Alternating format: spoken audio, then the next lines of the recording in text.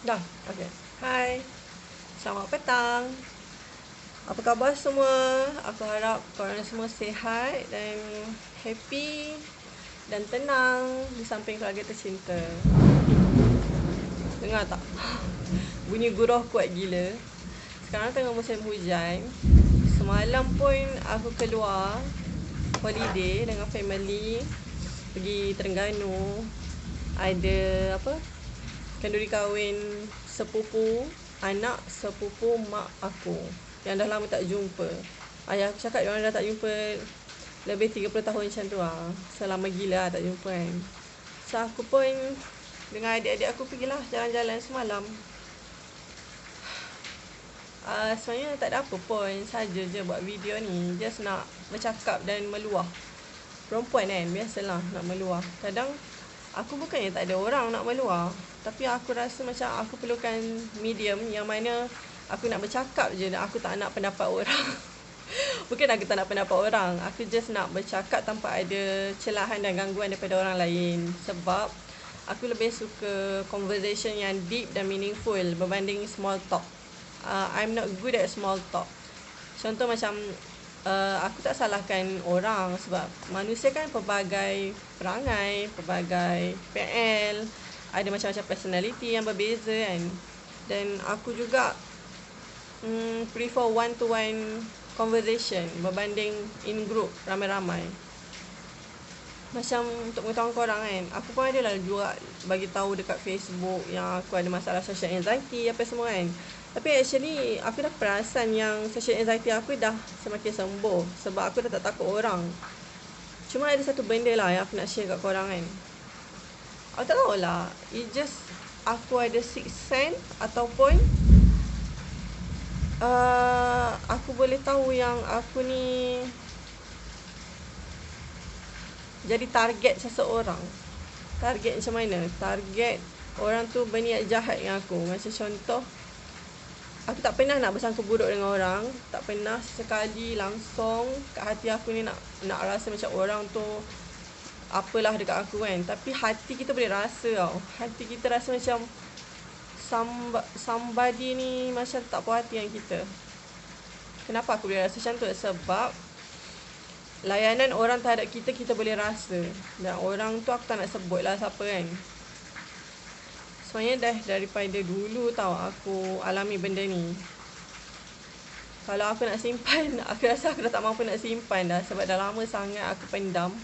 So aku rasa aku kena luah juga. Dia macam mana korang pernah tak tengok satu cerita English yang bertajuk The Truman Show? Truman Show ni mengisahkan seorang lelaki yang tak pandai berenang dan takutkan air laut lah terutamanya kan, lautan. And then dia perasan kehidupan dia berulang-ulang dalam keadaan yang orang sekeliling dia melakukan benda aktiviti yang sama. Contoh hari Isnin dia nak pergi kerja. And then bila dia pergi ke tempat kerja dia, dia akan perasan orang yang sama. Contoh naik basikal warna ni, warna ni bawa bunga dekat dalam raga basikal tu. Bunga yang sama, baju yang dia pakai pun sama. And then dia akan lalu di tempat yang sama, kat mana lelaki watak utama tu berjalan menuju ke tempat kerja dia. And then nanti dia akan perasan ada orang akan baca surat khabar. Dan akan ada macam tu lah. Macam hari Isnin macam ni, hari Selasa macam tu. Dia akan perasan semua tu sama, berulang-ulang. Dan benda tu aku pun rasa juga. Pasal aku cakap kat adik aku kan, akak rasa macam ni lah Ajwat. Pasal Ajwat katalah adik aku kan, kata tu kebetulan je kak. Tapi sebenarnya dalam hidup kita tak ada kebetulan. Dan aku selalu ingat ayat Al-Quran ni. Dia kata hidup kita ni, hidup di dunia ni hanyalah permainan dan senda gurau semata-mata. Dan yang kekal abadi adalah di akhirat sana. Sebab aku tak nak cakap aku ni gifted ke apa, tak. Kadang-kadang ada setengah orang Allah bagi kelebihan sixth sense. Macam aku dah lama perasan macam aku boleh berinteraksi dengan benda tu. Contoh bila aku pergi jalan sorang-sorang kan, aku kan suka keluar hang out, kadang dengan kawan, kadang dengan seorang, kadang dengan adik-adik. And then aku akan perasan somebody follow aku. And then peribadi orang tu macam tak normal, dia macam pandang-pandang aku. Aku tahu aku overthinking, tapi ini bukan overthinking. Ini adalah real dan ini adalah sebab aku juga observer. Aku akan perhati kenapa orang tu macam ni Kenapa dia pandang aku macam tu kenapa dia macam tak natural kenapa orang tu pakai baju yang aku dah pernah nampak sebelum ni, and then benda tu macam berulang macam dalam cerita Truman Show tu. Kalau korang nak tahu macam mana, korang tengok cerita tu. Itu yang aku rasa. Dan aku rasa macam agak terganggu lah kan. Macam korang suka tak kalau orang stop korang, orang macam perhatikan korang? Tak kan, korang rasa tak selesa kan. Itu yang aku rasa. Lepas tu benda tu agak disturbing lah, macam mengganggu aku lah. Kalau kat rumah tak kisah. Kalau kat luar tu macam kadang kita nak shopping, lepas tu kadang orang tu macam nak, entahlah aku nak explain pun tak tahu macam mana aku nak explain.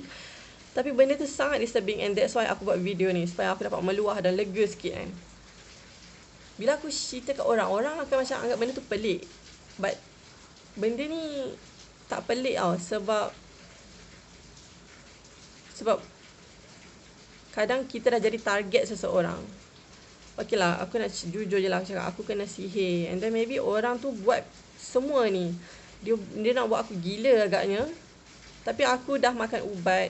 Sebab ubat bipolar tu kan overthinking kan. Aku dah tak overthinking sebab setiap hari aku makan ubat. Tapi benda ni bukan penyakit bipolar, bukan penyakit psikiatrik. Dia dah termasuk dalam sakit mistik. Ni aku nak cerita kat korang, sakit mistik yang aku alami ni. Benda gaib. Dan aku pernah nampak benda tu. Benda tu lah depan mata. Lembaga hitam yang sangat besar. Aku nampak dalam rumah aku. Dan aku nampak dia berinteraksi dengan siapa. Tapi benda tu dah selalu kerap kan. Aku dengar bunyi kerusi ditarik kat rumah sendiri. Dan aku dengar macam-macam bunyi kat dalam rumah ni, yang aku tak boleh nak control kan. So bila aku tak boleh nak control, aku biar je lah. Dan aku kawal emosi aku sendiri. Dulu aku takut gila. Kenapa benda tu bunyi bising gila sampai aku rasa macam, ya Allah, stres lah. Aku rasa macam terjejas pendengaran aku, memori aku, fikiran aku sangat memerikkan. Tapi sekarang aku dah boleh control. Benda tu berterusan sampai sekarang. Dan aku perasan kat mana saja aku pergi, hujan akan turun. Aku tak tahu. Before hujan akan bunyi guruh yang sangat kuat kat rumah aku. Dan bunyi guruh tu akan bermula selepas asar. Selalunya lah. In the between hujung Zohor dan selepas asar lah. And then lepas asar tu akan turun hujan. Sama ada hujan renyah-renyah, rintik-rintik atau hujan lebat. Pasti akan hujan. Dan semalam aku pergi Terengganu pun hujan sepanjang masa. Daripada rumah sampai ke destinasi, ke Terengganu lah. And then aku rasa macam seronok. Kau tahu tak, macam kita diuji. Maybe aku diuji dengan pelbagai sakit lah. Sakit fizikal, skoliosis, macam-macam lah sakit kan. Dan aku reda semua tu. Setelah bertahun-tahun aku persoalkan kenapa aku banyak sakit. Tapi aku reda sebab sakit penghapus dosa kan. So aku reda dan aku terima. Dan semalam aku rasa macam aku banyak fikir kot, overthinking. Tapi semalam aku sangat seronok pergi, sebab sepanjang daripada awal sampai akhir tu hujan yang sangat menenangkan. Dan sambil tu aku pasang lagu dekat radio kereta. Aku rasa happy lah. Okay, next. Okay, itulah aku nak cakap sakit mistik yang aku alami ni kan. Dan aku juga disihir. Disihir tu macam mana, ya Allah, sakit sangat disihir tu. Aku rasa macam, kau tahu tak period pain macam mana? 10 kali ganda lagi sakit daripada tu. Period pain dekat perut kan, tapi ni seluruh badan kau sakit. Dan rasa dicocok-cocok dengan kaca yang pecah-pecah, kaca yang dilempar pecah, and then dicocok-cocok kat badan kau, and then gunting ditoreh-toreh kat badan kau. Macam tu lah kau rasa sakit dia. Aku tak pernah cerita kat siapa-siapa benda ni, sebab aku tahu tak ada siapa boleh faham apa yang aku rasa macam mana kan. Aku just nak luah kat korang sebab ada dalam dunia ni orang yang sangat dengki dan sangat busuk hati dia, sanggup buat macam ni dekat somebody. Apa yang aku buat sampai orang tu dengki sangat dengan aku? Aku tak pernah kacau hidup siapa-siapa. Even walaupun aku tahu rahsia gelap seseorang, aku tak pernah dedahkan kat siapa-siapa ataupun memalukan seseorang tu. Tak ada, jauh di sudut hati aku takkan buat macam tu. Dan aku tak tahu apa yang dia nak daripada aku. Apa yang dia nak aku mati agaknya. Aku tak marah. Aku just nak luah kenapa orang tu sanggup buat macam tu. Dia tak ada hati dan perasaan ke? Aku dah maafkan orang tu. Aku tak pernah berdendam. Kalau boleh aku nak hati aku dijaga dan dibersih sebersih-bersihnya. Aku tak nak ada sedikit satu dendam pun. Dan aku dah maafkan orang tu. Dan aku rasa macam aku ni lah, burden aku diangkat. Maksudnya aku tak adalah beban sakit tu lah. Beban sakit tu dah diangkat sebab aku maafkan orang tu. Aku dah tak berdendam. Aku tahu siapa orangnya, aku takkan sebut. Aku tak nak aibkan orang tu. Tapi itulah, orang kata kita ni dia akan, tempat di dunia ni adalah tempat ujian. Ujian sakit, ujian orang buat dekat kita, buatan orang, ujian gangguan, ujian macam-macam. Dan semua tu aku boleh katakan aku dah rasa semua tu. Tapi aku tak adalah anggap macam aku ni powerful, no. Tapi kita sendiri tahu macam mana kuatnya kita tu nak lawan benda tu seorang-seorang kan. Nak kita tak luah kat siapa-siapa. Kita pendam seorang-seorang kan. Dan benda tu aku tanggung daripada masa SPM tahun 2009. Bayangkan sekarang dah tahun 2023. Dan korang nak tahu tak, aku tak sabar nak tunggu tahun depan. Sebab aku tahu ada sesuatu yang akan terjadi tahun depan. Aku tak tilik nasib, tak. Aku dapat rasa sebab insting aku kuat. Naluri hati aku mengatakan yang tahun depan akan muncul seseorang yang bakal mengubah dunia ni. Ini bukan kata-kata aku Ini kata-kata ustaz, ulama. Mana entah dia kata akan muncul seorang imam, dan imam tu bernama Imam Mahdi. Dan imam tu akan memimpin kita semua, dan dia akan memimpin dengan penuh keadilan, dan dia akan menghancurkan semua kezaliman yang ada di muka bumi ni. Dan tahun tu adalah tahun depan. Aku tak tahulah kalau korang tahu ke tak. Maybe kita terleka, terlalai kan. So, aku sampaikan supaya kita semua dapat tahu bahawa dunia kita akan berubah serta-merta dengan kehadiran seorang imam tu lah. Imam Mahdi tu nama sebenarnya Muhammad bin Abdullah, sama dengan nama Nabi kita, Rasulullah kita. Dan dia akan muncul, dia dilahirkan di Madinah, dan dia akan dibai'ah di Mekah, dan dia akan jadi pemimpin lah, pemimpin seluruh umat Islam. Dan dia bukan lawan antara negara, dia akan lawan umat Islam. Dia akan lawan dengan semualah Yahudi, semualah dia akan lawan dengan semua musuh Islam. Dan aku dapat rasakan, aku tak sabar nak tunggu. Aku tak sabar nak tunggu benda tu. Bukan aku tak sabar nak tunggu peperangan tu. Aku tak sabar nak tunggu yang dunia ni akan berubah. Aku nak nampak Islam tu naik. Aku nak nampak agama Islam tu kembali mekar, kembali menjadi seperti dulu. Tapi kita tak boleh nak bayangkan macam mana kan. Aku just harap perjuangan Islam tu dapat dinaikkan semula lah dengan kehadiran tu. Sebab kita dah terlampau tenat. Umat Islam kita dah terlampau tenat. Dan aku tak sabar nak tunggu kehadiran Imam Mahdi tu. Kadang-kadang aku buka TikTok kan, macam aku dah tapis tau. Aku nak tengok yang mana. Kadang dekat TikTok aku ada macam gambar baby comel, video kucing, video lawak-lawak. And then aku akan pastikan dekat TikTok aku ada juga ceramah-ceramah ringkas agama. Dan selalunya aku akan dengar Ustaz Wadi Anwar, Ustaz Asma Harun, Ustaz Azhar Idrus, segala ustaz lah kan. And then aku paling suka dengan Ustaz Wadi Anwar lah. Daripada Ustaz Wadi Anwar tu lah aku dapat tahu tanda-tanda kiamat kecil, tanda-tanda kiamat besar. Semua tu dah wujud, dah hadir di depan mata kita. Dan benda tu menyedarkan aku dan membuatkan aku punya keimanan sentiasa terjaga lah. Sebab hidup kita di kiri kanan, depan belakang semua penuh dengan tipu daya syaitan tau. Kadang-kadang kita tak sedar kita tergoda dengan daya syaitan. Contoh daripada apa yang kita makan, apa yang kita dengar, apa yang kita lihat. Kadang kita tengok dekat video macam-macam kan, benda yang tak ditapis kan. So aku macam kita kena tapis apa yang kita tengok kan. Macam aku nak berdakwah lah. Aku nak berdakwah dekat orang terdekat aku, family aku. Kadang aku nasihat adik-adik aku kan. Tapi diorang macam, maybe diorang siapa, macam nak cakap, kita ni kalau ada dua benda tau, orang minta kat kita wajib bagi. Makanan dan nasihat. Apa je yang ada dekat kita nasihat. Nanti apa je makanan yang ada kita bagi. Sebab itu adalah sebaik-baik sedekah, sebaik-baik pemberian. Dan aku sebagai kakak sulung, aku banyak je nasihat adik-adik aku kan. Tapi diorang kata diorang bosan dengar. So aku pun macam okay, tanggungjawab aku dah settle. Aku dah berdakwah, aku dah cuba bantu diorang, aku dah ajak diorang solat jemaah, apa semua. So aku harap diorang tak terkejut lah dengan kejadian yang bakal terjadi tahun depan kan. Aku tak tahu macam mana apa, tapi apa yang aku dengar dekat ceramah agama kan, itulah sesuatu yang besar akan terjadi tahun depan. So be prepared.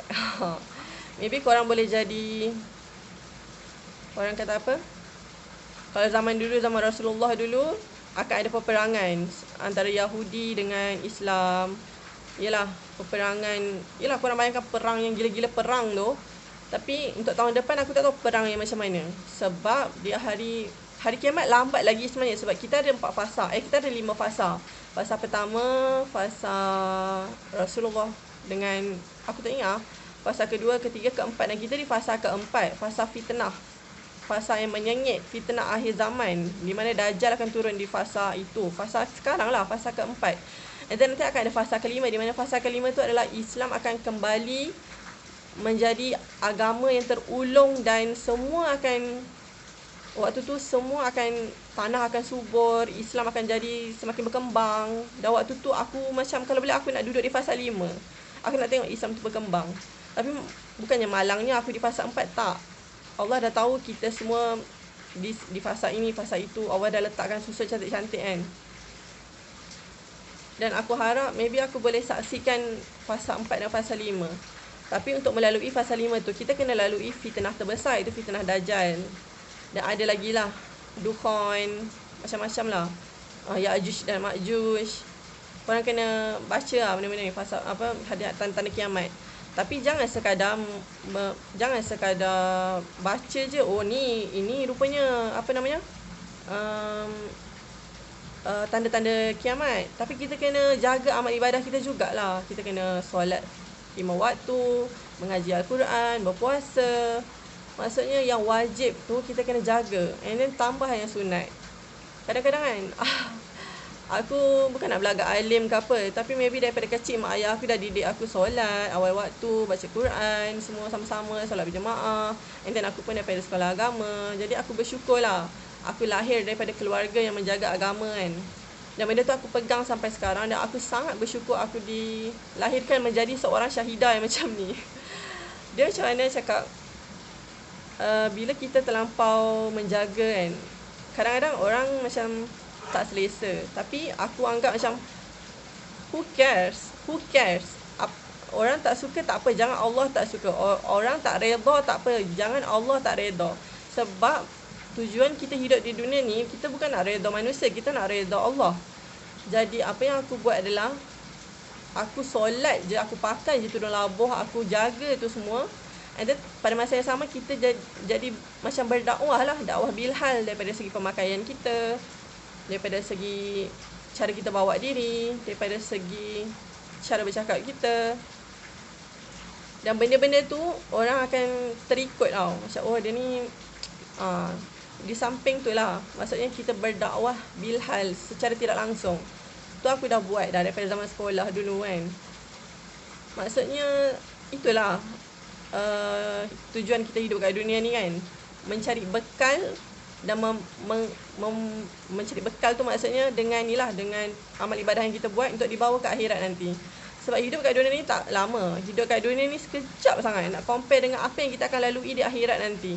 Akhirat nanti ada alam barzah, alam mahsyar, alam hisab. Semua alam tu sangat panjang dan sangat lama. Jadi kalau kita nak pendekkan tempoh kita berpeluh-peluh di padang mahsyar semua tu, janganlah kita buat dosa. Janganlah kita menambahkan timbangan yang berat tu dosa. Sebab lama tau sampai berpeluh-peluh kita kat dalam mahsyar nanti. Korang sanggup ke? Kalau macam katakan kita ada hutang orang, kita halalkan je hutang tu. Kalau ada orang buat salah kat kita, kita maafkan je orang tu. Kita ni, hidup ni, jagalah hati kita. Hati kita ni bersih-bersih. Banyakkan berdoa, ya Allah tolong bersihkan hatiku, bersihkan hatiku, bersihkan hatiku. Sebab hati ni raja. Hati ni raja. Baiklah hati, baik segala-galanya. Kadang bila kita buat benda ni kan, kita nak ajak dia sama-sama masuk ke syurga kan, kita doakan untuk dia, tapi dia masih macam tu, kita dah lepas lah tanggungjawab kita. Tu antara dia dengan Tuhan pula. Kita dah cukup nasihat dia apa semua kan. Sebab apa kita buat semua tu? Sebab kita sayangkan dia. Maksud aku adalah keluarga aku, kawan-kawan aku. Kadang daripada jauh kita tengok perkembangan hidup dia macam mana, kita doakan dia. Tu tandanya kita sayangkan dia. Korang tahu tak apa doa aku daripada dulu sampai sekarang? Aku nak ada seorang sahabat yang membimbing aku ke jalan Allah. Tapi aku tak jumpa sahabat tu. Mungkin expectation aku tinggi. So, bila aku fikir macam tu, aku switch fikiran aku. Aku tak jumpa sahabat macam tu, aku sendiri kena jadi macam tu. So, bila aku dah jadi macam tu, aku boleh ajak kawan aku yang lain. Sama-sama kan. Itulah tujuan kita kat dunia ni kan. Saling nasihat ke arah kesabaran dan kebenaran. Orang sebenarnya tak suka kalau kita nasihat dia banyak-banyak. Jadi kau chill-chill je. Kau tegur sikit-sikit je. Selebihnya diorang boleh fikir sendiri kan. Tapi itulah matlamat aku besar. Sebab aku goal oriented. And aku future oriented. Bila kau gabung dua tu, goal aku apa? Goal aku nak jadi hamba dan khalifah Allah yang baik. Dan future oriented tu apa? Sebab aku nak masuk syurga.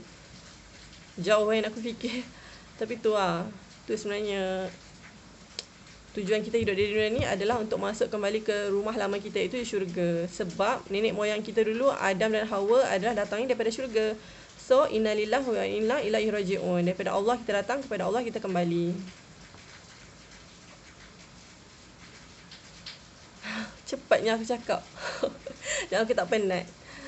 Actually tadi aku happy lah. Aku happy sekarang hidup aku macam ni. Dulu kan, aku selalu macam petikaikan kenapa aku depressed, kenapa aku sakit, macam-macam kan. Aku selalu macam tak puas hati yang hidup aku kan. Tapi sekarang aku sangat bahagia, luar dan dalam. Walaupun aku tak luah sangat dekat orang sekeliling macam adik-adik aku. It just, I cannot make a conversation in the crowd. Maksudnya dalam group aku tak boleh nak bercakap sangat. Just sebab aku tak tahu aku nak dengar mana satu, nak bagi perhatian ke pasal apa. Aku lagi suka one to one. Bila one to one aku suka deep conversation.